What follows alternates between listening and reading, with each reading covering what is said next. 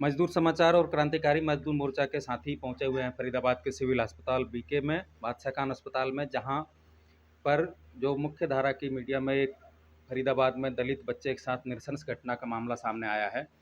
अभी वो बच्चा बात करने की स्थिति में नहीं है, लेकिन उसकी तस्वीरें हम दिखाएं आपको कि पैर में फ्रैक्चर है, हाथ में फ्रैक्चर है, पसलियाँ टूट गई हैं और लगभग बेहोशी की हालत में है। लेकिन उनके परिजन हमारे साथ हैं और परिजनों से हम बातचीत करेंगे। क्या घटना है ये, थोड़ा हमें दर्शकों को समझ में आ सके इस तरीके से बताइए। आपका परिचय भी। हाँ, मेरा नाम जीतपाल है और भीम आर्मी से मैं जिला सचिव हूँ। और ये 16 तारीख की घटना है। 16 तारीख को इस बच्चे को है जो कुछ लोग घर से बुला कर ले जाते हैं, और जिनका नाम है, मुख्य जो आरोपी है उसका नाम है पंकज ठाकुर, और भी उसके साथ 5 लोग और हैं। उससे एक दिन पहले भी 2 लोगों ने इसके साथ में मारपीट की। अगले दिन 16 तारीख को इसको फिर बुला के ले जाते हैं और इसके साथ में है जो ऐसी घटना को अंजाम देते हैं जो आज तक फरीदाबाद में कभी नहीं हुई।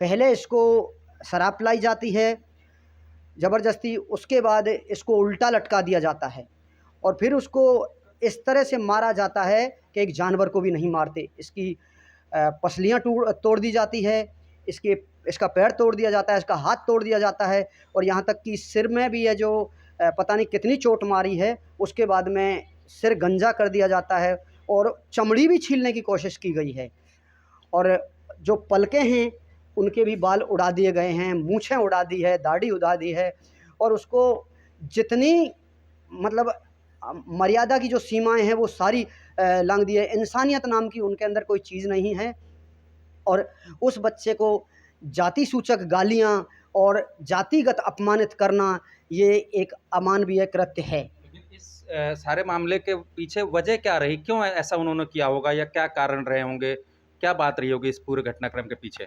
देखिए जी, जो अपराधी होता है उसके लिए कोई वजह नहीं होती, क्योंकि वजह ना ही तो ये कोई एक अमीर आदमी है, ना ही कोई ऐसा है कि भाई किसी से कोई रंजिश हो। लेकिन वजह है जो कुछ नहीं होती, वजह बनाने वाले हैं जो ऐसे लोगों के खिलाफ ही वजह बनाते हैं जो कमज़ोर है। कभी जो ताकतवर है, जिनकी वजह होती है, उन पे इनका कोई वश नहीं चलता। आप जब देखोगे तो वो बच्चा इतना क्रूर भी नहीं है, कोई पहले से कोई रिकॉर्ड भी नहीं है। उस व्यक्ति का पहले इतना बड़ा रिकॉर्ड है, उसके खिलाफ 18 मुकदमे दर्ज है, और पुलिस इतनी निकम्मी है कि फरीदाबाद पुलिस तो जो आम लोग हैं ना जातिवादी, उनसे भी तगड़ी जातिवादी है। वो जाति देखकर ही न्याय करती है। अभी तक उन लोगों को गिरफ्तार नहीं किया जो गुंडे हैं। पुलिस उनका संरक्षण करती है, वो थाने में रोजाना जाते हैं और पुलिस से सेटिंग करते हैं। पुलिस ने इनको भी जो गिरफ्तार किया है वो इसलिए किया है कि दोबारा से यूं ही छोड़ दिया जाएगा, क्योंकि वो नाबालिग हैं, उनमें से 2 आरोपी। क्या आरोपियों की कोई गिरफ्तारी वगैरह हुई है? पुलिस की क्या कार्रवाई रही 3 है अभी तक? आरोपी गिरफ्तार किए हैं, लेकिन पुलिस ने वो सिर्फ इसलिए किए हैं कि जो लोग आक्रोशित हैं उनको शांत करने के लिए, क्योंकि उनको तो छोड़ दिया जाएगा नहीं। जो मुख्य आरोपी है उसके खिलाफ तो पुलिस ने अभी तक कोई कानूनी कार्रवाई की नहीं है। एफआईआर दर्ज होने के बावजूद अभी तक उस आरोपी को गिरफ्तार नहीं किया है, जिसके खिलाफ पहले से 18 मुकदमे दर्ज है, ये 19वां मुकदमा दर्ज है। कोई आंदोलनात्मक कार्रवाई? हाँ, कल हमने आंदोलन किया है, जो उनको चेतावनी दी थी कि अगर आप लोगों ने इनकी गिरफ्तारी नहीं की तो हम आंदोलन कर रहे हैं। तो उन्होंने कहा कि आप आंदोलन में इस बात को मत उठाओ, हम आपको आश्वासन देते हैं कि तुरंत ही उनको गिरफ्तार कर लेंगे। अभी आप इनके साथ हैं, क्या रहा घटनाक्रम, क्या क्यों हुआ था ऐसा, किस वजह से बात? ये तो मुझे नहीं पता है, इतना पता है जी मेरे को कि लड़का को 4 बजे करीब घर से लेके बुला के नहीं। उसका नाम है पंकज, नहीं पंकज नहीं, उसका नाम है पीयूष। पीयूष पीयूष उसको ले गया था जी घर से बुला के नहीं, वो 4 साढ़े 4 के बीच में। तो ये हम इसको ढूंढते डोले सब रहे कि लड़का कहाँ गया, अभी तक आया नहीं है।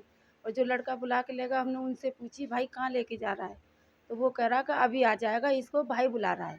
अब ये उसने हमें ये उसका नाम नहीं बताया बुलाने वाले का, कि भाई फलाना आदमी बुला रहा है। तो ये चला गया, वो ले गया बुला के नहीं। तो इसको हम सबरे में ढूंढते डोले नहीं पाया। हम ढूंढे कम से कम इसको 6:30 के लगभग ढूंढे, तो हम घर पे फिर भी ढूंढ ही रहे हैं, घर नहीं बैठे हैं। तो ये लड़का 7 बजे 7:15 के बीच में खूनन खान होके आया है, एकदम बहुत हालत बुरी हो रही फेंक के थी गए इसकी। इसे। और इसको मार के कपड़े भी वो अपने ही पहनाए, इसके कपड़े भी नहीं थे, और दारू के नशे में था बहुत ज़्यादा जी।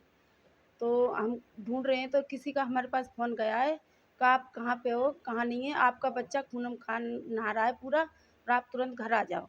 तो हम घर पे आए तो इसको बोलने की भी हालत नहीं थी, इतना बेहोशी में, और सारे खून खान बहुत बुरी हालत हो रही थी। तो हम तो रोने चिल्लाने लगे देख के। नहीं, हमारे घर कोई ऐसा मर्द मांस भी नहीं था जो अस्पताल लेके जा, और उनके डर के मारे तो हम वैसे भी नहीं जा पा रहे थे। वो आदमी ऐसे इसको धमकी दी धमकी थी, देके अगर तू पुलिस में भी गया या तूने अपने घर वाले को नाम हमारा बताया ना, तो हम तुझे ख़त्म कर देंगे। तो इसलिए डर के मारे हम तो इसको लाए भी नहीं थे। और वो यहाँ तक भी आए हैं, और यहाँ तक यहाँ उसको तक ज़हर भी वो पिलाने की आए, कोशिश की है। यहाँ भी आके उन्होंने ये बोला मेरे से कि इन जो हम आंटी सुलह कर लो और सूरज भाई को समझा दो, जो पैसा चौकी में लगेंगे उससे बढ़िया हम इसका इलाज करवा देंगे, आप सूरज को समझा के फैसला करो। आपको भी कोई वजह समझ में नहीं आती कि ऐसा क्यों सर ये ऐसी मुझे घटना हुई? समझ नहीं आता, बच्चा है, बच्चे को बुला के ले गए, अब किस लिए मारा क्यों मारा ये मुझे नहीं पता है। हमारे साथ क्रांतिकारी मजदूर मोर्चा के महासचिव कॉमरेड सत्यवीर जी भी हैं। क्या पूरे घटनाक्रम को देख के क्या समझ में आता है आपको, क्या रहा मामला? देखिए, ये साहिल के साथ जो जुल्म हुआ है, तो एक तो वो गरीब बच्चा है, मजदूर परिवार से है, और उसके साथ ही दलित है। जिस तरीके की ये घटनाएं हुई हैं, जिस तरीके की ये घटना हुई है, जो उसके साथ ज्यादती हुई है, ये उन्होंने भी जातिवादी मानसिकता से होके इसको प्रताड़ित किया है, इसके ऊपर दमन किया है, जुल्म किया है, और इस बात को जाहिर भी किया है, जैसे बाल काट देना, जैसे भौं काट देना। यानी जो बच्चों में आपस में कई बार कोई बात हो जाती है तो इस तरीके की घटना ना होती। ये जो उसके साथ हुआ है, ये जातिगत मानसिकता का जहर जो कोड है उसका भी एक सबूत है। ये इसको अगर समझो उनका आपस में झगड़ा होता तो उसकी भी टांग टूटती जो इसके सामने थे, लेकिन उसका उनका कुछ नहीं हुआ। इस बच्चे के 3-4 जगह फ्रैक्चर हैं, इसका बाल काटे गए हैं, भौहें तक काटे गए हैं।